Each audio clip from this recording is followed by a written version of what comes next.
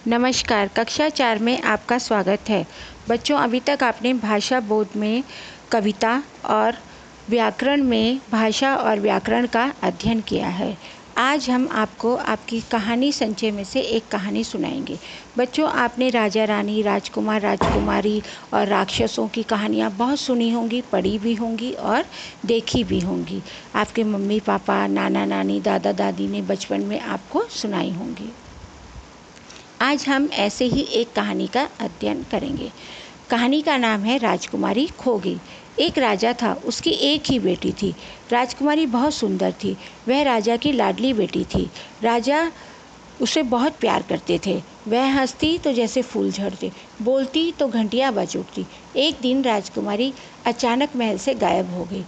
उसका कहीं कुछ पता नहीं चला।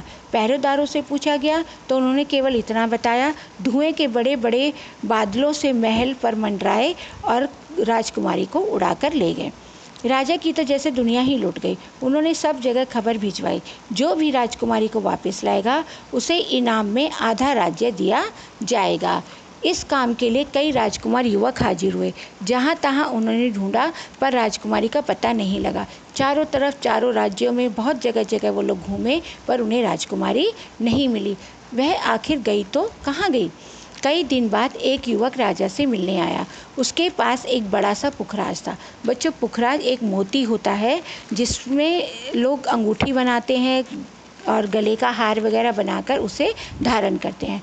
वह बोला, महाराज इसमें देखिए, राजकुमारी जहाँ कहीं भी है आपको इसमें दिख जाएगी। राजा को विश्वास नहीं हुआ, क्योंकि राजा अंधविश्वास पर विश्वास नहीं करते। तो उन्हें लगता था कि शायद वो ऐसे ही कह रहा है, भला कोई मोती में भी कोई राजकुमारी को दिखा सकता है।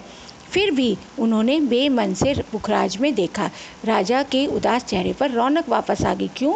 क्योंकि उन्हें पुखराज में कौन दिख गई थी? राजकुमारी दिख गई। हाँ, मेरी बेटी दिख गई। चारों मीनारों के इस महल में वह उदास है, राक्षस की कैद में है। राजा बोल उठा, पर यह महल किसका है? कहाँ है? किसी को पता नहीं। बहुत खोजबीन करने पर सबसे बूढ़े दरबारी ने बताया, महाराज ऐसा महल मलंग राक्षस का है। राजा ने तय किया कि वह तुरंत अपनी फौज के साथ उस महल को घेर लेगा, पर वहाँ तक पहुँचने में ही पूरा 1 साल लग जाएगा।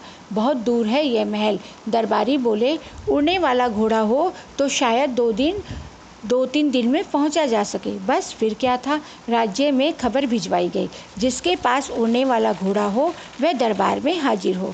राजकुमारी को लाएगा तो आधा राज्य पाएगा। राजकुमारी का विवाह भी उसी से होगा। जादुई घोड़े पर सवार एक युवक आया। उसमें पुखराज में देखा, बोला, मैं तो 3 दिन में यहाँ पहुँच जाऊँगा। यह सुनकर राजा खुश हो गया, पर दूसरे ही क्षण फिर उदास हो गया।